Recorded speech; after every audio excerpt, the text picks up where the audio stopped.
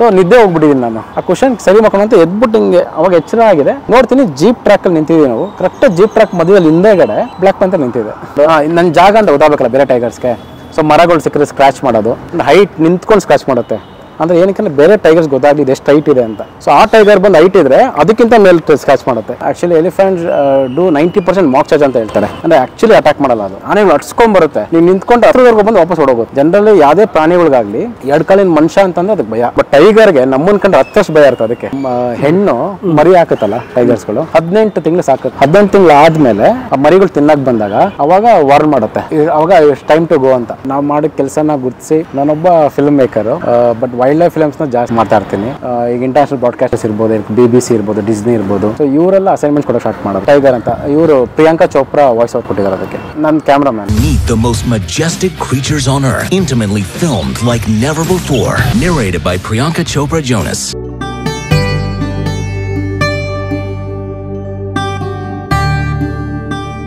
ಸ್ನೇಹಿತರೆ, ಇತ್ತೀಚೆಗೆ ತಾವು ಗಮನಿಸಿದಿರಿ, ಕಪ್ಪೆ ರಾಗ ಅಂತ ಹೇಳಿ ಒಂದು ಹಾಡಿನ ಮುಖಾಂತರ ಮಾಡಿದಂಥ ಒಂದು ಸಾಕ್ಷ್ಯಚಿತ್ರ. ಕುಂಬಾರ ಕಪ್ಪೆ ಅಂತ ಹೇಳಿ ಒಂದು ಕಪ್ಪೆ ನಮ್ಮ ಪಶ್ಚಿಮ ಘಟ್ಟದ ದಾಂಡೇಲಿಯ ಕಾಡಿನಲ್ಲಿ ವಾಸಿಸುವಂಥ ಅಪರೂಪದ ಕಪ್ಪೆಯ ಪ್ರಭೇದ ಅದು ಹೇಗೆ ಮರಿ ಮಾಡುತ್ತೆ, ಹೇಗೆ ಮೊಟ್ಟೆ ಇಡುತ್ತೆ, ಅದು ಹೇಗೆ ವಿಶೇಷವಾಗಿ ಕೆಲಸ ಮಾಡುತ್ತೆ ಅಂತ ಹೇಳಿ 6 ನಿಮಿಷದ ಒಂದು ಹಾಡಿನ ಮೂಲಕ ಒಂದು ಡಾಕ್ಯುಮೆಂಟ್ರಿ ಮಾಡಿದರು.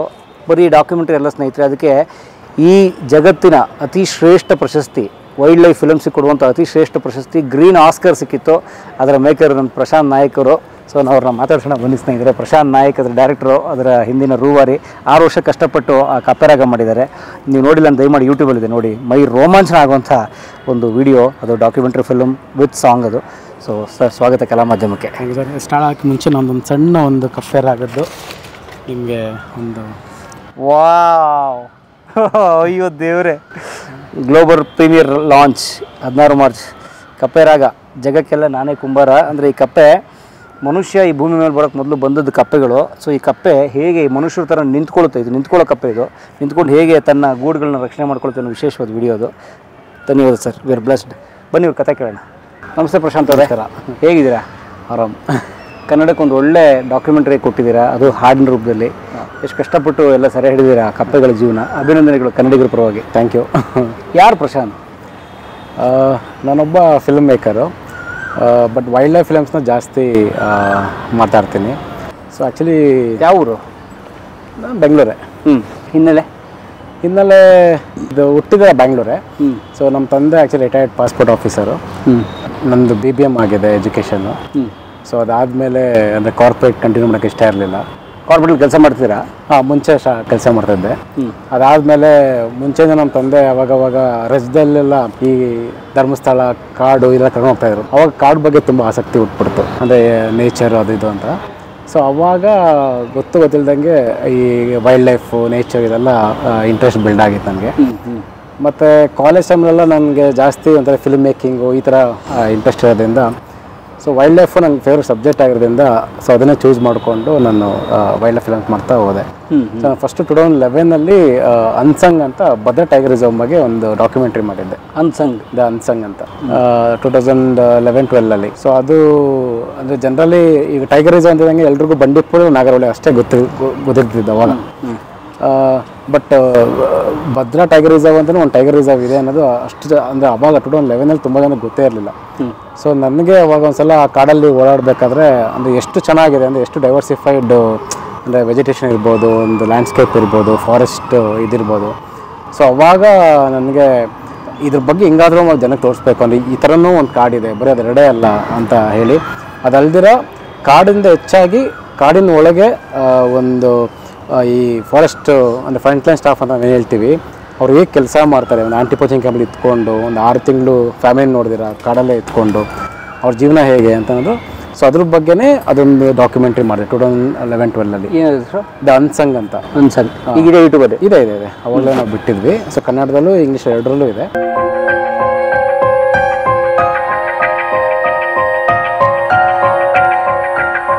ಅಂದರೆ ಅನ್ಸಂಗ್ ಹೀರೋಸ್ ಅಂತ, ಅಂದರೆ ಒಡ ಇರೋರು ಹೆಂಗೆ ಪ್ರೊಟೆಕ್ಟ್ ಮಾಡ್ತಿದ್ದಾರೆ ಅಂದರೆ ಕಾಡನ್ನು ಅಂತ.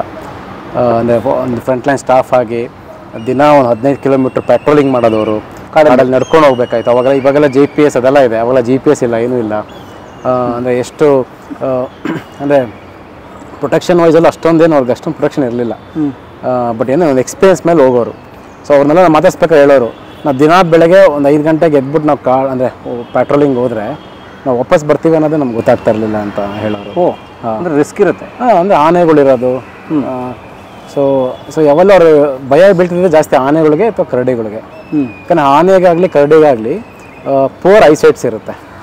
ಜನರಲ್ ಏನಲ್ಲಿ ಕಂಪೇರ್ ಬೇರೆ ಅನಿಮಲ್ಸ್ ಕಂಪೇರ್ ಮಾಡಿದ್ರೆ ಅದಕ್ಕೆ ಕಣ್ಣು ತುಂಬ ಅಂದರೆ ಐಸೈಟ್ ಶಾರ್ಪ್ ಇರಲ್ಲ. ಹಾಗಾಗಿ ನಿಮಗೆ ಎಲ್ಲೇ ನೋಡಿದ್ರೂ ಫಸ್ಟ್ ಆನೆಗಳು ಅಡ್ಸ್ಕೊಂಬರೋದು ನೋಡಿರ್ತೀರ, ಕರಡಿಗಳು ಅಡ್ಸ್ಕೊಂಡು ನೋಡಿರ್ತೀರ. ಬಟ್ ಟೈಗರ್ಸ್ ಆಗಲಿ ಲೆಪರ್ಡ್ಸ್ ಆಗಲಿ ಅದಕ್ಕೆಲ್ಲ ಹ್ಯೂಮನ್ಸ್ಗಿಂತ 10 ಟೈಮ್ಸ್ ಶಾರ್ಪರ್ ಇರುತ್ತೆ ಐಸ್. ಬಟ್ ಇದೆರಡು ಪ್ರಾಣಿಗಳಲ್ಲೂ ಅಂದರೆ ಪೋರ್ ಐಸೈಟ್ ಇರ್ಬೋದು, ಬಟ್ ಆದರೆ ಅದು ಕಾಡಲ್ಲಿ ಏನಂದ್ರೆ 1-2 ಕಿಲೋಮೀಟರ್ ಅಷ್ಟು ದೂರ ಅಷ್ಟು ಸ್ಮೆಲ್ ಮಾಡ್ಬೋದು ಅದು. ಅಷ್ಟು ಶಕ್ತಿ ಇದೆ ಅದಕ್ಕೆ. ಹಾಗಾಗಿ ಆನೆಗಳು ಅಂದರೆ ಕಾಡಲ್ಲಿ ನೀರನ್ನ ಹುಡುಕೋದು, ನದಿ ಯಾವ ಕಡೆ ಇದೆ ಏನಿದೆ ಅಂತ ಅವಾಗ ಸೊಂಡ್ಲು ಎತ್ಪಡಿ ಈಗ ಮಾಡ್ತಾ ಇರುತ್ತಲ್ಲ. ಸೊ ಅದು ಆ್ಯಕ್ಚುಲಿ ಸ್ಮೆಲ್ ಮಾಡೋದು ಆನೆಗಳು ಸೊಂಡ್ಲು ಮೂಲಕ. ಸೊ ಸ್ಮೆಲ್ ಅಂದರೆ 2 ಕಿಲೋಮೀಟರ್ವರೆಗೂ ಸ್ಮೆಲ್ ಮಾಡುತ್ತದು. ಹಾಗಾಗಿ ಅದು ನೀರನ್ನ ಹುಡುಕೋದು ಅಂದರೆ ಈಸಿ ಆಗೋದು. But ಇದೆರಡಕ್ಕೂ four ಐಸೈಟ್ಸು. ಕರಡಿಗೂ ಅಷ್ಟೇ, ಕರಡಿಗೆ ಎಲ್ಲೇ ಒಂದು ಜೇನು ಇರ್ಬೋದು, ಅದಕ್ಕೆ ಅದು ಬೇಕಾದ ಆಹಾರಗಳು ಒಂದು 2-3 ಕಿಲೋಮೀಟರ್ ದೂರದಿಂದನೇ ಸ್ಮೆಲ್ ಮಾಡುತ್ತದೆ. ಸೊ ಸ್ಮೆಲ್ ಮಾಡಿ ಆ ಡೈರೆಕ್ಷನ್ಗೆ ಹೋಗೋದು ಅದನ್ನು. ಸೊ ಈ ಥರದ್ದು ಅಂದರೆ ಬಟ್ ಇದೆರಡಕ್ಕೂ ಪೋರ್ ಐಸೈಟ್ ಇರೋದ್ರಿಂದ ಮನುಷ್ಯರು ಯಾವುದಂತ ಗೊತ್ತಾಗಲ್ಲ. ಹಾಗಾಗಿ ಚಾರ್ಜ್ ಮಾಡಿಬಿಡುತ್ತೆ, ಫಸ್ಟು ಅಟ್ಯಾಕು. ಅದಕ್ಕೆ ನೀವು ನೋಡಿ elephant elephant do 90% mock charge ಅಂತ ಹೇಳ್ತಾರೆ. ಅಂದರೆ ಆ್ಯಕ್ಚುಲಿ ಅಟ್ಯಾಕ್ ಮಾಡಲ್ಲ ಅದು. ನೀವು ಅಬ್ಸರ್ವ್ ಮಾಡಿದರೆ ಆನೆಗಳು ಅಟ್ಸ್ಕೊಂಬರುತ್ತೆ, ನೀವು ನಿಂತ್ಕೊಂಡು ಹತ್ರದವರೆಗೂ ಬಂದು ವಾಪಸ್ ಹೊಡೋಗುತ್ತೆ. ಮೈ ಮೇಲೆ ಬೀಳಲ್ಲ. ಏನಕ್ಕೆ ಹತ್ರ ಬಂದಲ್ಲಿ ರಿಯಲೈಸ್ ಆಗೋದು ಇವ್ರು ಹ್ಯೂಮನ್ಸ್ ಅಂತ. ಸೊ ಹಾಗಾಗಿ ಅದು ಹತ್ರವರೆಗೂ ಬಂದು ಓಡೋಗೋದು. ಅದಕ್ಕೆ 90% ದೇ ಡೂ ಮಾಕ್ ಚಾರ್ಜಸ್ ಅಂತ ಹೇಳ್ತಾರೆ. ಅಂದರೆ ಸುಮ್ಮನೆ ಓಡಿಸ್ಕೊಂಬಂದು ಎದುರಿಸ್ತವೆ. ಯಾಕಂದ್ರೆ ಗೊತ್ತಿರಲ್ಲ ಅದಕ್ಕೆ, ಏನೋ ಮೊಬ್ಬಾಗಿ ಕಾಣ್ತಾ ಇರ್ತದೆ, ಏನು ಅಂತ ಗೊತ್ತಿರಲ್ಲ. ಜನರಲಿ ಯಾವುದೇ ಪ್ರಾಣಿಗಳಿಗಾಗಲಿ 2 ಕಾಲಿನ ಮನುಷ್ಯ ಅಂತಂದರೆ ಅದಕ್ಕೆ ಭಯ. ಈಗ ಟೈಗರ್ಗಾಗಲಿ ನಮಗೆ ಟೈಗರ್ ಎಷ್ಟು ಭಯ ಇದೆ, ಬಟ್ ಟೈಗರ್ಗೆ ನಮ್ಮನ್ನ ಕಂಡ್ರೆ 10 ಭಯ ಇರ್ತದೆ ಅದಕ್ಕೆ. ಅಂದರೆ ಸಿಂಪಲಾಗಿ ಹೇಳ್ಕೊಂಡು ಟೈಗರ್ಗೆ ಟೈಗರ್ ಅಂತ ಗೊತ್ತಿಲ್ಲ ಆ ಥರ. ಸೊ ಹಾಗೆ ಸೊ ಅಂದರೆ ನಾವು ತುಂಬ ಕಲಿಯೋದಿದೆ ಅಂದರೆ ಪ್ರಾಣಿಗಳಿಂದ ಇರ್ಬೋದು ಅಂದರೆ ಕಾಡಲ್ಲಿ. ಸೊ ಹಾಗಾಗಿ ಏನೇ ಪ್ರಾಣಿಗಳು ಅಟ್ಸ್ಕೊಂಬಂದ್ರೂ ನಾವು ಆ್ಯಕ್ಚುಲಿ ಓಡೋಗ್ಬಾರ್ದು. ಅದೊಂದು ತಮ್ಮ ರೂಲ್ ಅದು. ತುಂಬ ಜನಕ್ಕೆ ಅಂದರೆ ಅವೇರ್ನೆಸ್ ಇರೋಲ್ಲ. ಓಡೋಗ್ಬಿಟ್ರೆ ನಾವು ಸೇವ್ ಆಗಿಬಿಡ್ತೀವಿ ಅಂದ್ಕೊಂತೇವೆ. ಬಟ್ ಇವಾಗ ಆನೆ 40 km/h ಸ್ಪೀಡಲ್ಲಿ ಓಡುತ್ತೆ ಅಂತ ಯಾರಿಗಾರು ಅನ್ಸುತ್ತಾ? ಅಷ್ಟು ದೊಡ್ಡ ಬಾಡಿಕೊಂಡು. ನಾವೆಷ್ಟು ಕಿಲೋಮೀಟರ್ ಸ್ಪೀಡಲ್ಲಿ ಓಡ್ತೀವಿ? ನಾವೆಲ್ಲ ಎಷ್ಟು ಓಡೋಕ್ಕಾಗತ್ತೆ? ನಾವು ಒಂದು 20 ಓಡೋಕ್ಕಾಗಲ್ಲ ಅನಿಸುತ್ತೆ. ನಮ್ಮ ಡಬಲ್ ಟ್ರಿಬಲ್ ಬರುತ್ತೆ. ನೀವು ಒಂದು 10 ಜನರಲ್ಲಿ ನಿಮ್ಮ ಮುಂದೆ ಬಂದ್ಬಿಟ್ಟಿರ್ತದೆ. ಕರಡಿಗಳು ಅಷ್ಟು ಸ್ಪೀಡಾಗಿ ಓಡುತ್ತೆ. ಸೊ ನಾವು ಅದನ್ನು ತಪ್ಪಿಸ್ಕೊಂಡು ಓಡೋಷ್ಟು ನಮಗೆ ಅಂದರೆ ಶಕ್ತಿ ಇರೋಲ್ಲ. ಬಟ್ ಜನಕ್ಕೆ ಬೈಕ್ ಕೊಡೋಗ್ತಾರೆ. ಬಟ್ ಆ್ಯಕ್ಚುಲಿ ಅವೆಲ್ಲ ನಾವು ಗ್ರೌಂಡ್ನ ಹೋಲ್ಡ್ ಮಾಡಬೇಕು. ಅಂದರೆ ಯಾವುದೇ ಒಂದು ಪ್ರಾಣಿಗಳು ವೈಲ್ಡ್ ಅನಿಮಲ್ಸ್ ಅಟ್ಯಾಕ್ ಮಾಡಿದಾಗ ನೀವು ನಿಂತ ಜಾಗದಲ್ಲಿ ನಿಂತ್ಕೊಂಡ್ರೆ ಅವನು 10 ಅಡಿವರೆಗೂ ಬರ್ಬೋದು, ಅಲ್ಲಿಂದ ಬಂದು ವಾಪಸ್ ಓಡೋಗ್ತಾರೆ. ಬಟ್ ಏನಂದರೆ ನಮಗೆ ಅದನ್ನು ನೋಡೋ ಅಂದರೆ ಇದು ಫ್ಯಾಕ್ಟ್ಸ್ ಈಸಿ ಅಂದರೆ, ಬಟ್ ಅದನ್ನು ಎದುರಿಸೋಷ್ಟು ಧೈರ್ಯ ಇರಬೇಕಷ್ಟೇ. ಅದು ಹತ್ರ ಬಂದಾಗ ಅದು ಭಯ ಆಗೇ ಆಗುತ್ತೆ ಅಂದರೆ ಅಷ್ಟು. ಬಟ್ ಅದೇ ರೂಲು, ನೀವು ಗ್ರೌಂಡ್ ಮಾಡಿಕೊಂಡ್ರೆ ನೀವು ಓಡೋಗ್ಬಿಟ್ಟು ಅನ್ಕೊಂಡು ಪ್ರೇ ಅನ್ಕೊಂಬಿಡುತ್ತೆ ನಿಮ್ಮನ್ನ. ಓಕೆ, ನಾನು ನೋಡ್ರೆ ಓಡೋಗ್ತಿದ್ದೇನೆ ಅಂತಂದರೆ ನನಗೆ ಆಹಾರ ಅಂತ ಅಂದ್ಕೊಂಬಿಡುತ್ತೆ. ಹಾಗಾಗಿ ಅದು ಅಟ್ಸ್ಕೊಂಬಂದ್ಬಿಡೋದು. ಬಟ್ ನೀವು ನಿಂತ್ಕೊಂಡಾಗ ಇದೇನೋ ಭಯ ಅಂತ. ಸೈಜ್ ಮ್ಯಾಟ್ರೇ ಅಲ್ಲ. ಈಗ ನಾವು ಅನ್ಕೊಂಬೋದು ಆನೆಗೆ ನಾವು ಚಿಕ್ಕದಾಗಿರ್ತೀವಿ, ಬಟ್ ಅದು ಹೆಂಗೆ ನಿಂತ್ಕೊಂಡು ಓಡೋಗುತ್ತೆ ಅಂತ. ಈಗ ನಾವು ಆ್ಯಕ್ಚುಲಿ ಹಂಗೆ ನೋಡೋಕೆ ಚೇಳ ಆಗಿ ನಮಗೆ ಸಣ್ಣದೇ ಅಲ್ವಾ, ಬಟ್ ನಾವು ಸ್ಟಿಲ್ ಎದುರ್ಕೊತೀವಲ್ವ. ಸೊ ಸ್ಟ್ರೇಂಜ್ ಏನಿದ್ರೂ ಅದಕ್ಕೆ ಭಯ ಯಾವಾಗಲೂ. ಸೊ ನಾನು ನಿಂತ್ಕೊಂಡು ಎಷ್ಟೊಂದು ನೋಡಿರ್ಬೋದು ವೀಡಿಯೋಗಳು, ದೊಡ್ಡ ಆನೆ ಬಂದು ಒಬ್ಬ ನಿಂತ್ಕೊಂಡು ಸುಮ್ಮನೆ ಹಿಂಗೆ ಅಂತ ಓಡೋಗ್ಬಿಡುತ್ತೆ ವಾಪಸ್ಸು.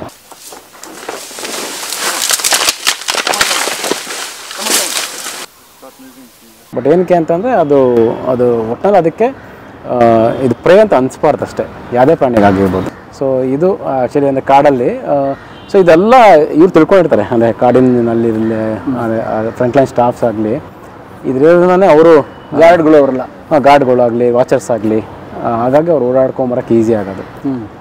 ಬಟ್ ಎಷ್ಟೋ ಸಲ ಸರ್ಪ್ರೈಸಸ್ ಇರುತ್ತಲ್ವ. ಅಂದರೆ ಆನೆಗೂ ಗೊತ್ತಿರಲ್ಲ ಇವ್ರು ಬರ್ತಾರೋದು, ಇವ್ರಿಗೂ ಗೊತ್ತಾಗಿಲ್ಲ ಆನೆ ಇರೋದು. ಸೊ ಸರ್ಪ್ರೈಸಸ್ಸೇ ಯಾವಾಗಲೂ ಜಾಸ್ತಿ ಅಟ್ಯಾಕ್ಸ್ಗಳಾಗೋದು. ಆನೆ ಇರ್ಬೋದು, ಕರಡಿ ಇರ್ಬೋದು. ಅದಕ್ಕೆ ಕಾಡಲ್ಲಿ ಯಾವಾಗಲೂ ಸೈಲೆಂಟಾಗಿ ಹೋಗಬಾರ್ದು. ಪ್ರಾಣಿಗಳು ಗೊತ್ತಿರ್ಬೇಕು ನಿಮ್ಮ ಪ್ರೆಸೆನ್ಸ್ ಇರೋದು. ಹಾಗಾಗಿ ಅವೆಲ್ಲ ಅಂದರೆ ಸರ್ಕೊಂಡ್ಬಿಡ್ತವೆ. ಹಾಗಾಗಿ ಬಟ್ ಇವ್ರಿಗೆಲ್ಲ ಇದೆಲ್ಲ ಗೊತ್ತಿರುತ್ತೆ.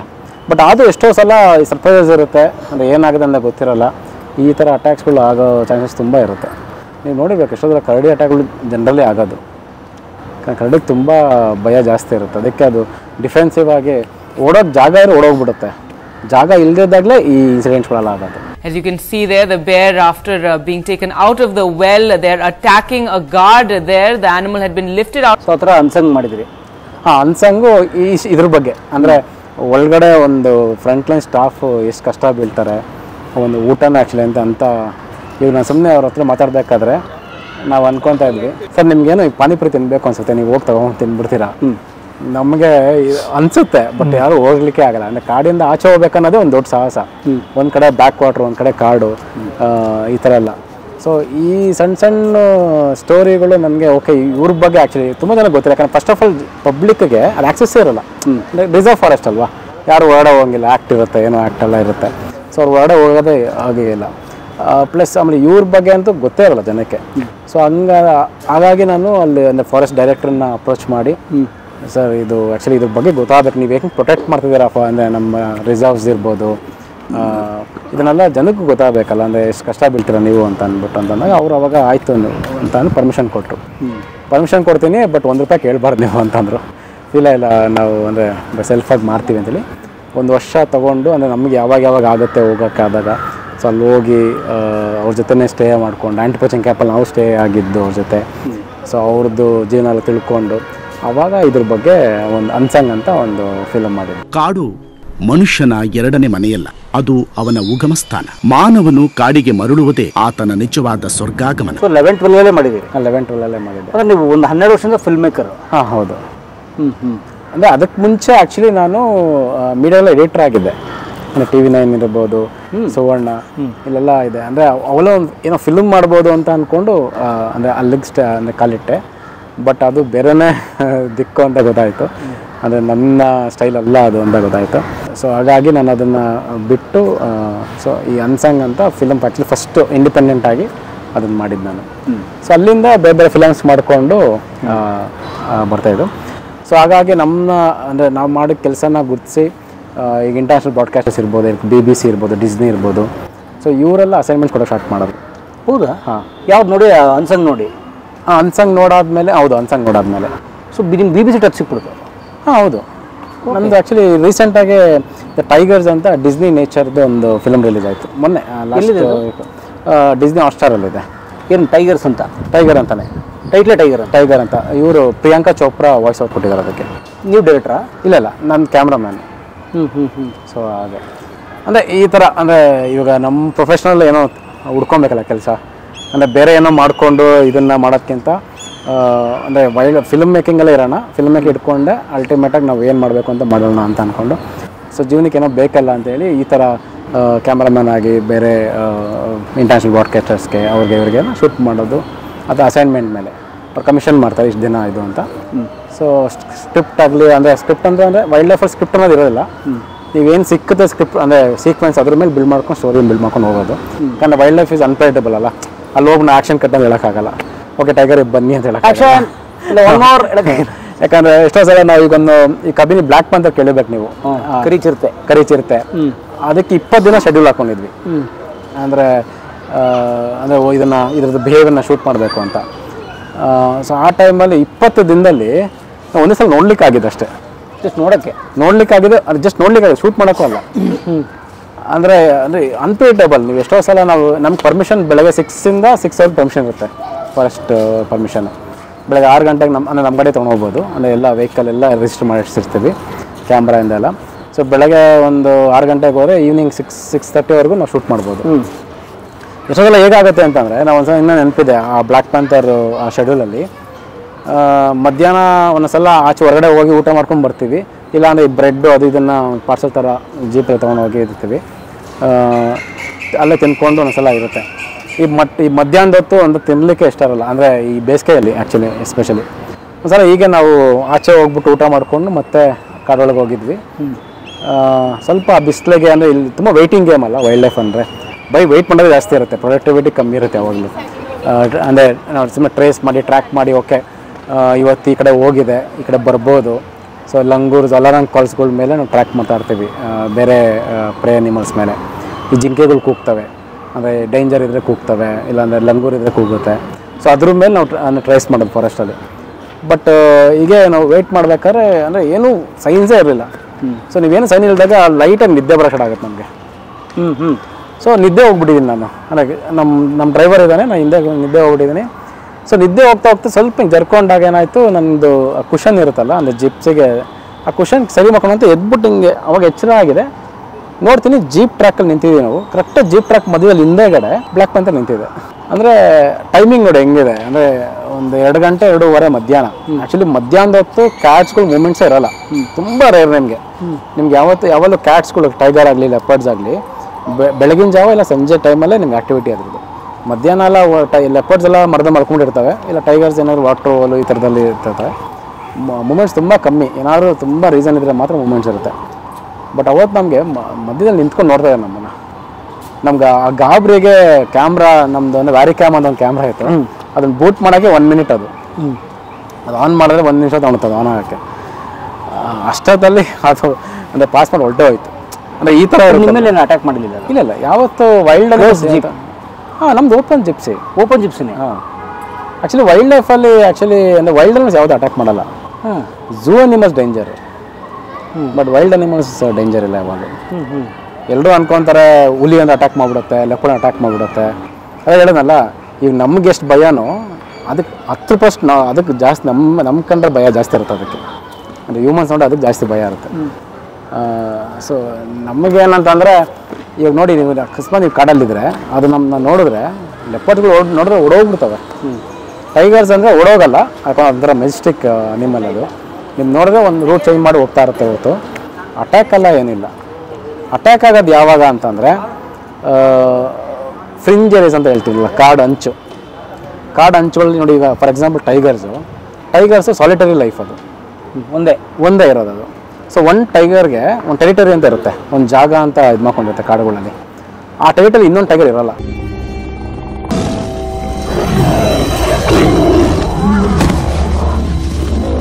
ಒಂದು ಗಂಡು ಟೈಗರ್ಗೆ 100 ಸ್ಕ್ವೇರ್ ಕಿಲೋಮೀಟರಷ್ಟು ಟೆರಿಟರಿ ಇರುತ್ತೆ. ಒಂದು ಗಂಡು ಟೈಗರಲ್ಲಿ 3 ಫೀಮೇಲ್ ಟೈಗರ್ಸ್ ಇರುತ್ತೆ. ಸೊ ಬೇಸಿಕಲಿ ಒಂದು ಮೇಲು 3 ಫೀಮೇಲ್ ಮೇಂಟೈನ್ ಮಾಡ್ತಿರುತ್ತೆ ಆ ಥರ. ಸೊ ಅಂದರೆ ಫೀಮೇಲ್ಸ್ಗೆ ಚಿಕ್ಕ ಟೆರಿಟರೀಸ್ ಇರುತ್ತೆ ಜನರಲಿ. ಆ 3 ಜನ ಹುಡುಗಿರು ಒಟ್ಟಿಗೆ ಇರಲ್ಲ, ಬೇರೆ ಟೆರಿಟರಿ ಇರುತ್ತೆ. ಅಂದರೆ ಇರಲ್ಲ, ಆ 3 ಜನ ಒಟ್ಟಿಗೆ ಇರಲ್ಲ ಹೆಣ್ಮಕ್ಳು ಇರಲ್ಲ. ಸೊ ಟೈಗರ್ಸ್ ಯಾವಾಗಲೂ ಸಾಲಿಟರಿನೇ. ಸೊ ಸಿಂಗಲ್ ಆಗೇ ಇದ್ದ ಅಭ್ಯಾಸ, ಸಿಂಗಮ್ ಅಂತಾರಲ್ಲ ಹಂಗೆ. ಬಟ್ ಲಯನ್ಸ್ ಹಂಗಲ್ಲ, ಲಯನ್ಸ್ ಪ್ರೈಡಲ್ಲಿ ಇರುತ್ತೆ ಯಾವಾಗಲೂ, ಗುಂಪು. ಸೊ ಪ್ರೈಡ್ ಅಂತೀವಿ ನಾವು ಅದನ್ನು ಟರ್ಮಲ್ಲಿ. ಒಂದು ಫ್ಯಾಮಿಲಿ ಆಗಿರುತ್ತೆ. ಬಟ್ ಟೈಗರ್ಸು ಯಾವಾಗಲೂ ಸಾಲಿಟರಿನೇ. ಸೊ ಏನಾಗುತ್ತೆ, ಈ ಟೆರಿಟರಿನ ಮಾರ್ಕಿಂಗ್ ಮಾಡ್ತಾ ಇರುತ್ತೆ ಟೈಗರ್ಸ್ ಯಾವಾಗಲೂ, ಪೆಟ್ರೋಲಿಂಗ್ ಮಾಡಿಕೊಂಡು ಓಡಾಡ್ಕೊಂಡು. ನನ್ನ ಜಾಗ ಅಂತ ಗೊತ್ತಾಗಬೇಕಲ್ಲ ಬೇರೆ ಟೈಗರ್ಸ್ಗೆ. ಸೊ ಮರಗಳು ಸಿಕ್ಕರೆ ಸ್ಕ್ರ್ಯಾಚ್ ಮಾಡೋದು, ಹೈಟ್ ನಿಂತ್ಕೊಂಡು ಸ್ಕ್ರ್ಯಾಚ್ ಮಾಡುತ್ತೆ. ಅಂದರೆ ಏನಕ್ಕೆ ಬೇರೆ ಟೈಗರ್ಸ್ ಗೊತ್ತಾಗಲಿದೆ ಎಷ್ಟು ಹೈಟ್ ಇದೆ ಅಂತ. ಸೊ ಆ ಟೈಗರ್ ಬಂದು ಹೈಟ್ ಇದ್ರೆ ಅದಕ್ಕಿಂತ ಮೇಲೆ ಸ್ಕ್ರಾಚ್ ಮಾಡುತ್ತೆ. ಸೊ ಬೇರೆ ಟೈಗರ್ಗೆ ಬಂದರೆ ಓಕೆ ಇದು ಅಲ್ಲಿ ಸ್ಕ್ರಾಚ್ ಮಾಡಿದೆ ಅಂತಂದ್ರೆ ಇದೆಷ್ಟು ಉದ್ದ ಇರ್ಬೋದು ಈ ಟೈಗರು. ಸೊ ಬೇಸಿಕಲಿ ಇನ್ನೊಂದು ಟೈಗರ್ ಹೇಳೋದು, ನನ್ನ ಟೆರಿಟರಿ ಇದು, ಹುಷಾರು ಬರಬೇಡ, ನಾನು ಅಂದರೆ ನನ್ನ ಜಾಗ ಇದು ಅಂತ, ನಿನಗಿನ್ನ ಬಲಶಾಲಿ ಇದೆ ಅಂತ ತೋರಿಸ್ಕೊಳಕ್ಕೆ ಅದೆಲ್ಲ ಮಾಡುತ್ತೆ. ಪ್ಲಸ್ ಸೆಂಟ್ ಮಾರ್ಕಿಂಗ್ ಅಂತ ಮಾಡುತ್ತೆ. ಅಂದರೆ ಒಂಥರ ಈ ಟಾಯ್ಲೆಟ್ನ ಸ್ಪ್ರೇ ಮಾಡಿ ಹೋಗ್ತಾ ಇರುತ್ತೆ, ಎಲ್ಲ ಮಾಡುತ್ತೆ. ಹಾಂ, ಅಂದರೆ ಲಿಟ್ರಲಿ ಸುಸ್ಸು ಅಲ್ಲ ಅದು, ಅಂದರೆ ಸ್ಪ್ರೇ ಮಾಡಿ ಹೋಗ್ತಾ ಇರುತ್ತೆ. ಸೊ ಬೇರೆ ಬಂದರೆ ಸ್ಮೆಲ್ಗೆ ಗೊತ್ತಾಗಬೇಕು ಇದು ಓಕೆ ಇಲ್ಲೊಂದು ಟೈಗರ್ ಇದೆ ಅಂತ ಇನ್ನೊಂದು ಟೈಗರ್ಗೆ. ಸೊ ಎಲ್ಲ ಟೈಗರ್ಗಳದ್ದು ಬೇರೆ ಸ್ಮೆಲ್. ಹೌದು ಎಲ್ಲ ಟೈಗರ್ದು ಹಾಗೆ ಅದು ಸ್ಮೆಲ್ ಮಾಡೋದು ಓಕೆ ಇನ್ನೊಂದು ಟೈಗರ್ ಇದೆ ಅಂತ. ಸೊ ಒಂದು ಟೈಗರು ಈಗ ನೀರು ಚೆನ್ನಾಗಿದ್ದರೆ, ಪ್ರೇ ಡೆನ್ಸಿಟಿ ಚೆನ್ನಾಗಿತ್ತಂದರೆ ಈ ಟೆರಿಟರೀಸ್ನ ಅದು ತೊಗೊಂಡಿರುತ್ತೆ. ಸೊ ವೈಲ್ಡಲ್ಲಿ 90% tigers will die because of territory fight. Title fight ಅಂದರೆ ಸತ್ತೋಗೋದು ಟೈಗರ್. ಜಾಗಕ್ಕಾಗಿ ಹೋರಾಟ. ಜಾಗ ಏನು ಜಾಗ, ಒಂದೊಳ್ಳೆ ಪ್ರೇ ಇರಬೇಕಲ್ಲಿ, ನೀರು ಚೆನ್ನಾಗಿರಬೇಕು, ಒಳ್ಳೆ ಜಾಗಕ್ಕೆ. ಈಗ ನಾವೆಲ್ಲ ಹೆಂಗೆ ನಮ್ಮ ದೇಶ ಮಣ್ಣು ಅದು ಅದೇನೆ ಬಟ್ ಪ್ಯೂರ್ ಅಷ್ಟೇ, ಅಷ್ಟಕ್ಕೆ ಮಾತ್ರ ಅಷ್ಟೇ, ಬೇರೆ ಏನೇನಿರಲ್ಲ ಅದಕ್ಕೆ. ಬಟ್ ನೋಡಿ ಇವಾಗ ಏನಾಗುತ್ತೆ, ಈಗ ಹೆಣ್ಣು ಮರಿ ಹಾಕುತ್ತಲ್ಲ ಟೈಗರ್ಸ್ಗಳು, 3-4 ಮರಿಗಳು ಹಾಕುತ್ತೆ. ಡಿಪೆಂಡ್ಸ್ ಹೆಂಗೆ ರೈಸ್ ಮಾಡುತ್ತೆ ಅನ್ನೋದು. 18 ತಿಂಗಳು ಸಾಕುತ್ತೆ ಹೆಣ್ಣು ಟೈಗರ್ಗಳು. 18 ತಿಂಗಳು ಸಾಕೋರ್ಗೆ ಅಂದರೆ ಏನಂತ ಹಂಟಲ್ಲೇ ಕಳಿಸ್ಕೊಡುತ್ತೆ ಟೈಗರ್. 18 ತಿಂಗಳು ಆದಮೇಲೆ ಫಸ್ಟ್ ಟೈಮ್ 18 ತಿಂಗಳು ಆದಮೇಲೆ ಒಂದು ಜಿಂಕೆನೋ ಅಥವಾ ಏನೋ ಒಂದು ಹೊಡೆದಾಗ ಒಂದು ಫೀಮೇಲ್ ಟೈಗರು ಆ ಮರಿಗಳು ತಿನ್ನಕ್ಕೆ ಬಂದಾಗ ಅವಾಗ ವಾರ್ನ್ ಮಾಡುತ್ತೆ, ಕೊಡಲ್ಲ. ಅಂದರೆ ಅವಾಗ ಟೈಮ್ ಟು ಗೋ ಅಂತ, ನಿನ್ನ ಜಾಗ ನಿನ್ನ ಜೀವನ ನೋಡ್ಕೊಬೇಕು ನೀನು, ಇಂಡಿಪೆಂಡೆಂಟ್ ಅಂತ. 18 ವರ್ಷ ಆಯ್ತು ಹೋಗು ಅಂತ. 18 ತಿಂಗಳು ಆಯ್ತು ನೀನು ನೋಡ್ಕೊಬೇಕು ನಿಮ್ಮ ಟೆರಿಟರಿ ಅಂತ. ಹಾಗಾಗಿ ಟೈಗರ್ಸ್ಗಳು ಬೇರೆ ಬೇರೆ ಟೆರಿಟರಿನ ಹುಡ್ಕೊಂಡು ಅಂದರೆ ಹೋಗ್ತವೆ. ಸೊ ಒಂದೊಂದು ಟೈಗರ್ಗೆ ಒಂದೊಂದು ಹೊಸ ಟೆರಿಟರೀಸ್ ಬೇಕು. ಬಟ್ ಒಂದೊಂದ್ಸಲ ಏನಾಗುತ್ತೆ ಅಂದರೆ ಈ ಮೇಲ್ ಮರಿಗಳು ಅಮ್ಮಗಿನ ಸ್ಟ್ರಾಂಗ್ ಇರುತ್ತೆ, ಅದಕ್ಕೇನಾದ್ರು ಇಷ್ಟ ಆಗ್ಬಿಟ್ರೆ ಟೆರಿಟರಿ ಅಮ್ಮನೇ ಓಡಿಸ್ಬಿಡುತ್ತೆ. ತಾಯಿನ ಆಚೆ ಹಾಕಿದ ಮಗ ಅಂತ ಪೇಪರ್ ಬರ್ತಾವೆ ಆ ಥರ. ಸೊ ಇದೇ ಓಡಿಸ್ಬಿಡುತ್ತೆ. ಇಲ್ಲ ನಾನು ಹೋಗಲ್ಲ, ನೀನೇ ಹೋಗು, ನನಗೆ ಈ ಜಾಗ ಇಷ್ಟ ಆಯಿತು ಅಂತ. ಅಷ್ಟೊಂದು ಫೀಮೇಲ್ ಸ್ಟ್ರಾಂಗ್ ಇದ್ದರೆ ಫೈಟ್ ಮಾಡುತ್ತೆ, ಮೇಲ್ ಸ್ಟ್ರಾಂಗ್ ಇದ್ದರೆ ಫೀಮೇಲ್ ಹೊರಟೋಗುತ್ತೆ. ಸೊ ಅಂದರೆ ಜನರಲಿ ಈ ಟೈಗರ್ಸ್ ಎಲ್ಲ ಸ್ಲ್ಯಾಪ್ಸ್ಗಳು ಮಾಡೋದು. ಸೊ ಹಿಂಗೆ ಅನ್ನತ್ತೆ ಅಂದರೆ ಎಷ್ಟು ಸ್ಟ್ರಾಂಗ್ ಅಂದರೆ ಒಂದು ಸ್ಲ್ಯಾಪ್ ಅಂತಂದರೆ ಟೈಗರ್ಸ್ದು, ಅಂದರೆ ಜಸ್ಟ್ ಕಂಪೇರ್ ಮಾಡೋಕ್ಕೆ ಹ್ಯೂಮನ್ಸ್ಗೆ ಅಂದರೆ ಪ್ಲೇ ಮೋಡಲ್ಲಿ ಅಂದರೆ ಹೊಡಿಬೇಕು ಅಂತಲ್ಲ, ಪ್ಲೇ ಮಾಡೋ ಸುಮ್ಮನೆ ಹಿಂಗೆ ಅಂದ್ರೆ ನಮ್ಮ ಸ್ಪೈನಲ್ ಕಾರ್ಡ್ ಮುರಿದೋಗ್ಬಿಡುತ್ತೆ. ಟೈಗರ್ ಅಂದರೆ ಸ್ಟ್ರಾಂಗ್ ಟೈಗರ್ಸ್ ಅಂತ ಹೇಳೋಕ್ಕೆ ನಮಗೆ ಹ್ಯೂಮನ್ಸ್ಗೆ ಅರ್ಥ ಮಾಡ್ಕೊಳಕ್ಕೆ. ಸುಮ್ಮನೆ ಆಟ ಆಡ್ಕೊಂಡು ತಮಾಷೆಗೆ ಸುಮ್ಮನೆ ಹಿಂಗೆ ಅಂದ್ರೆ ನಮ್ಮ ಸ್ಪೈನಲ್ ಕಾರ್ಡ್ ಮುರಿದೋಗೋ ಚಾನ್ಸಸ್ ಇರುತ್ತೆ ಹ್ಯೂಮನ್ಸ್. ಸೀರಿಯಸ್ ಅಟ್ಯಾಕ್ ಮಾಡಿಬಿಟ್ರೆ ಅದನ್ನು ಹೊಡಿಬೇಕಂತ ಹೊಡೋದು ಜಸ್ಟ್ ಇಮ್ಯಾಜಿನ್ ಮಾಡ್ಕೊಳ್ಳಿ. ಸೊ ತುಂಬ ಸ್ಟ್ರಾಂಗ್ ಇರುತ್ತೆ ಅಂದರೆ ಅದ್ರದ್ದು. ಸೊ ಎಷ್ಟೋ ಸಲ ನಾನು ಒಂದ್ಸಲ ಹಿಂಗೆ ತಡೋಬಾ ಅಂತ ಒಂದು ಅಂದರೆ ಮಹಾರಾಷ್ಟ್ರದಲ್ಲಿ ಒಂದು ಟೈಗರ್ ರಿಸರ್ವ್ ಇದೆ.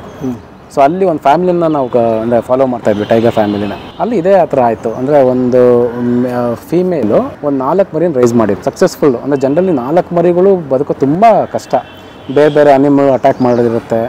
ಸೊ ಇವೆಲ್ಲ ಇರುತ್ತೆ. ಸೊ ಅಲ್ಲೂ ಹೀಗೇನೆ ಗಂಡು ತುಂಬ ಸ್ಟ್ರಾಂಗ್ ಆಗಿತ್ತು, ಅಂದರೆ ಅಮ್ಮನೇ ಓಡಿಸ್ಬಿಡ್ತಾ ಟೆರಿಟರಿಯಿಂದ. ಮಗನೇ ಅಮ್ಮನ ಓಡಿಸ್ಬಿಟ್ಟ. ಮಗನೇ ಅಮ್ಮನ ಓಡಿಸ್ಬಿಡುತ್ತೆ. ಸೊ ಇದು ಹುಡ್ಕೊಂಡು ಹೋಗುತ್ತೆ.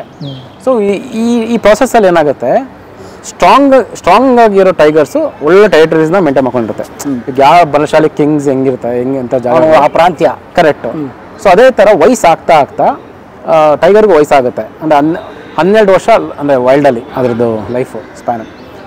ಸೊ 12-13 ವರ್ಷ ಈ ಥರ ಎಲ್ಲ ಡಿಪೆಂಡ್ಸು. ಸೊ ವಯಸ್ಸಾಗ್ತಾ ಇರೋದಕ್ಕೆ ಅಂದರೆ ಅದು ಅಷ್ಟು ಶಕ್ತಿ ಇರಲ್ಲ ಅದಕ್ಕೆ ವೈಲ್ಡ್ ಪ್ರೇಗಳನ್ನ ಹಿಡಿಯೋಷ್ಟು ಶಕ್ತಿ ಇರಲ್ಲ, ಅಥವಾ ಬೇರೆ ಇನ್ನೊಂದು ಟೈಗರ್ನ ಫೇಸ್ ಮಾಡೋಷ್ಟು ಶಕ್ತಿ ಇರಲ್ಲ. ಆ ಪ್ರಾಣಿಗಳೇನಾಗುತ್ತೆ, ಈ ಫ್ರಿಂಜ್ ಏರಿಯಾನ ಸೆಲೆಕ್ಟ್ ಮಾಡ್ಕೊಳುತ್ತೆ. ಅಂದರೆ ಕಾಡು ಅಂಚುಗಳು ಎಲ್ಲ ಓಡಿಸಿ ಇನ್ನೇನು ಜಾಗ ಇರೋಲ್ಲ, ಕಾಡು ಅಂಚಿಗೆ ಬರುತ್ತೆ. ಅಲ್ಲಿ ಅವಳು ಬಂದಾಗ ಈ ಜನ ಏನು ಮಾಡ್ತಾರೆ, ಈ ಹಸು ಇರ್ಬೋದು ಇವನ್ನೆಲ್ಲ ಮೇಯ್ಸಕ್ಕೆ ಕಾಡು ಕರ್ಕೊಂಡು ಹೋಗ್ತಾರೆ, ಮೇಕೆಗಳೆಲ್ಲ. ಅಲ್ಲಿ ಇವು ನೋಡುತ್ತೆ, ಒಂದ್ಸಲ ಏನಿದು ಪ್ರೇ ಥರ ಇದೆ, 4 ಕಾಲು ಇದೆಯಲ್ಲ ಅಂದ್ಬಿಟ್ಟು ಹಂಟ್ ಮಾಡುತ್ತೆ. ಬಟ್ ಅದು ಓಡೋಗೋದೇ ಇಲ್ಲ ಅವು, ಯಾಕಂದರೆ ಅವಾಗ ಗೊತ್ತಿರಲ್ಲ ಈ ಥರ ಏನು ನಡ್ಸ್ಕೊಂಡು ನಾನು ಓಡೋಬೇಕು ಅನ್ನೋದು. ಯಾಕಂದ್ರೆ ಪ್ರೇ ಅಂದರೆ ಯೂಸ್ ಆಗಿರುತ್ತೆ ಅದಕ್ಕೆ, ಅಂದರೆ ವೈಲ್ಡಲ್ಲಿ ಇರೋದು ಜಿಂಕೆ ಆಗಲಿ ಇವೆಲ್ಲ ಟೈಗರ್ ಅಂದರೆ ಗೊತ್ತು, ಇವಾಗೇನೂ ಗೊತ್ತಿರಲ್ಲ. ಸೊ ಈ ಹುಲಿ ಅನ್ಕೊಂಡ್ಬಿಡುತ್ತೆ ಎಷ್ಟು ಈಸಿ ಅಲ್ಲ ನಂಗೆ ಈ ಪ್ರೇಗಳು ಅಂತ. ಸೊ ನನಗೆ ಇದೇ ಬೆಸ್ಟ್ ಟೆರಿಟರಿ ನನಗೆ ಅಂತ ಇಲ್ಲೇ ಉಳ್ಕೊಂಬಿಡ್ತವೆ. ಸೊ ಇದೇ ಪ್ರಾಸೆಸ್ಸಲ್ಲಿ ಎಷ್ಟೋ ಸಲ ಏನಾಗುತ್ತೆ, ಒಬ್ಬ ಮನುಷ್ಯನೇ ಬಂದಿರ್ತಾನಲ್ವ ಮೇಯಿಸ್ಕೊಂಡು, ಎಷ್ಟೋ ಸಲ ಏನಾಗುತ್ತೆ ಟೈಗರ್ ನೋಡ್ದಂಗೆ ಏನಾಗುತ್ತೆ ಓಡೋಕೆ ಟ್ರೈ ಮಾಡ್ತಾರೆ. ಓಡೋದಂಗೆ ಇದು ಅನ್ಕೊಳುತ್ತೆ ಇದು ನನ್ನ ಪ್ರೇ ಇದು ಅಂತ ಅಂದ್ಕೊಂಡು ಓಡೋಗಿರುತ್ತೆ. ಓಡೋಕೆ ಸುಮ್ಮನೆ ಹಿಂಗೆ ಅವ್ನು ತಿಪ್ಪದಾಗ ಬೆಳೆದಿರ್ತಾನೆ. ಸೊ ಇದು ಅನ್ಕೊಳೋದು ಇನ್ನೂ ಈಸಿ ಈ ಪ್ರೇ ಅಂತ. ಸೊ ಹಂಗಾಗಿ ಮ್ಯಾನಿಟ್ರ್ಗಳಾಗತ್ತೆ ಟೈಗರ್ಗಳು. ಓಹೋ, ನರಭಕ್ಷಕಗಳು. ಹೀಗೆ ಆಗೋದು. ಬಟ್ ಒಂದ್ಸಲ ಅದು ಒಂದ್ಸಲ ಕಿಲ್ ಮಾಡಿಬಿಟ್ರೆ ಮನುಷ್ಯನ, ಇದಕ್ಕೆಲ್ಲ ಈಸಿ ಅಂದ್ಕೊಂಡ್ಬಿಡುತ್ತೆ. 4 ಕಾಲಿನ ಪ್ರಾಣಿ ಹಿಡಿಯೋಕ್ಕಿಂತ ಈಸಿ ಇವನು, ಇದನ್ನ ಈಸಿ ಅಲ್ವಾ ಇದು ಅಂತ ಅಂದ್ಕೊಂಡಾಗ ಹಾಗಾಗಿ ಈ ಮ್ಯಾನಿಟ್ರ್ಗಳಾಗತ್ತೆ. ಸೊ ಜನರಲಿ ಮ್ಯಾನಿಟ್ರ್ ಆದಾಗೆಲ್ಲ ಏನು ಮಾಡ್ತಾರೆ, ಅಂದರೆ PCCF ಇರ್ಬೋದು, ಸ್ಟೇಟ್ ಇವರೆಲ್ಲ ಒಂದು ಆರ್ಡರ್ ಕೊಡ್ತಾರೆ, ಓಕೆ ಅದನ್ನು ಹಿಡಿಬೇಕು ನೀವು ಅಂತ. ಯಾಕಂದ್ರೆ ಒಂದು ಸಲ ಆಯಿತು ಅಂದರೆ ನೆಕ್ಸ್ಟ್ ಈಸಿ ಅದಕ್ಕೆ ಅಟ್ಯಾಕ್ ಮಾಡ್ತಾನೆ ಇರುತ್ತೆ ಅದು. ಸೊ ಅದಕ್ಕೆ ಯಾರು ಮನುಷ್ಯ ಯಾವುದು ಅಂದರೆ ಹಸು ಯಾವುದು ಇದಂದ್ರೆ ಗೊತ್ತಿರಲ್ವಲ್ಲ ಅದಕ್ಕೆ. ಸೊ ಅಂಥದ್ದನ್ನೇ ಝೂವಲ್ಲಿ ಇಟ್ಟಿರೋದು. ಈ ರೆಸ್ಕ್ಯೂ ಮಾಡಿರ್ತಾರಲ್ಲ, ಅಂದರೆ ಹಿಡಿದಿರ್ತಾರಲ್ಲ ಮ್ಯಾನಿಟರ್ಸ್ಗಳನ್ನ, ಇಂಥ ಅನಿಮಲ್ಗಳನ್ನೇ ಝೂವಲ್ಲಿ ಇಟ್ಟಿರ್ತಾರೆ. ಅದಕ್ಕೆ ಝೂಲ್ ಅನಿಮಲ್ಸ್ ತುಂಬ ಡೇಂಜರ್ ಅಂತ ಹೇಳೋದು. ಯಾಕಂದ್ರೆ ಅದು ಆಲ್ರೆಡಿ ಹ್ಯೂಮನ್ಸ್ ಯೂಸ್ ಆಗಿರುವಂಥ ಪ್ರಾಣಿಗಳು. ಅಂದರೆ ಝೂನಲ್ಲಿ ನೋಡೋಕೆ ಹೋಗ್ತಾರಲ್ಲ, ಅವ್ರನ್ನ ನೋಡ್ತಾ ಇರುತ್ತೆ ಎಷ್ಟು ಚೆನ್ನಾಗೋದಲ್ಲ ಅವನು ಅಂತ ಆ ಥರ ಬಹುಶಃ. ಅಂದರೆ ನೀವು ನೋಡಬೇಕು ಝೂವಲ್ಲಿ ಅಟ್ಯಾಕ್ ಆಗಿರೋದು ಎಷ್ಟೊಂದು. ಬಟ್ ವೈಲ್ಡಲ್ಲಿ ನಿಮಗೆ ತುಂಬ ರೇರು ಅಟ್ಯಾಕು. ಅಂದರೆ ಯಾಕಂದರೆ ನಿಮ್ಮ ಕಂಡ್ರೆ ಜಾಸ್ತಿ ಭಯ ಇರುತ್ತೆ ಅದಕ್ಕೆಲ್ಲ.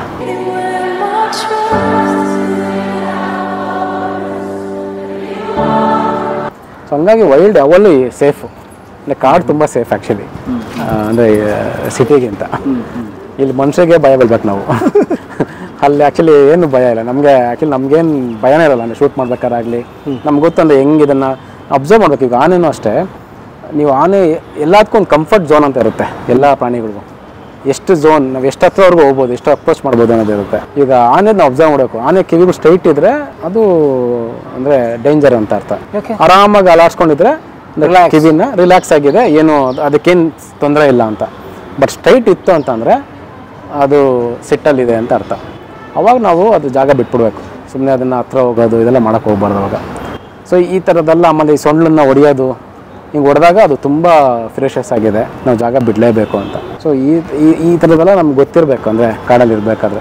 ಸೊ ಅದೆಲ್ಲ ನಮ್ಗೆ ಹೆಲ್ಪ್ ಮಾಡುತ್ತೆ. ಓಕೆ, ನಾವು ರೀಸೆಂಟಾಗಿ ಒಂದು 3 ಮಂತ್ಸ್ ಬರೀ ಎಲಿಫೆಂಟ್ಸ್ದು ಫ್ಯಾಮಿಲಿ ಅಂದರೆ ಎಲಿಫೆಂಟ್ ಸೀಕ್ವೆನ್ಸನ್ನು ಶೂಟ್ ಮಾಡ್ತಿದ್ವಿ ಕಬ್ಬಿನಲ್ಲಿ, ಹಿಂಗೆ ಬೇರೆ ಇಂಟರ್ನ್ಯಾಷನಲ್ ಬ್ರಾಡ್ಕಾಸ್ಟ್ ಒಂದು ಕನ್ಸೈನ್ಮೆಂಟ್ ಮೇಲೆ.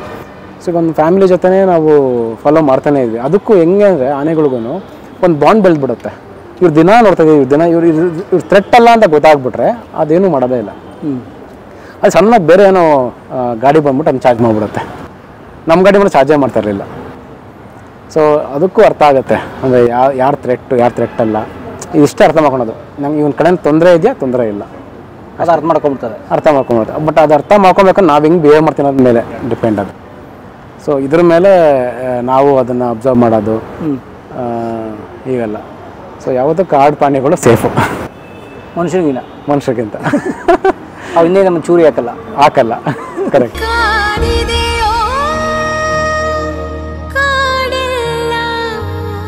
ಕಲಾ ಮಾಧ್ಯಮದ ಎಲ್ಲ ಎಪಿಸೋಡುಗಳು ನಿಮಗೆ ಸಿಗಬೇಕು ಅಂತಂದ್ರೆ ಕಲಾ ಮಾಧ್ಯಮ ಯೂಟ್ಯೂಬ್ ಚಾನೆಲ್ನ ಸಬ್ಸ್ಕ್ರೈಬ್ ಮಾಡಿ, ಬೆಲ್ ಐಕಾನ್ನ ಕ್ಲಿಕ್ ಮಾಡಿ, ತಪ್ಪದೇ ಮಾಡಿ. ಸ್ನೇಹಿತರೆ, ಕಲಾ ಮಾಧ್ಯಮದ ಎಲ್ಲ ಸಂದರ್ಶನಗಳನ್ನು ನೀವೀಗ ಓದಬಹುದು. www.kalamadhyama.com ಈ ವೆಬ್ಸೈಟ್ಗೆ ವಿಸಿಟ್ ಮಾಡಿ ಇಂಟರ್ವ್ಯೂಗಳನ್ನು ಓದಿ. ಓದುವ ಸಂಸ್ಕೃತಿ ಹೆಚ್ಚಾಗಲಿ. ಧನ್ಯವಾದ.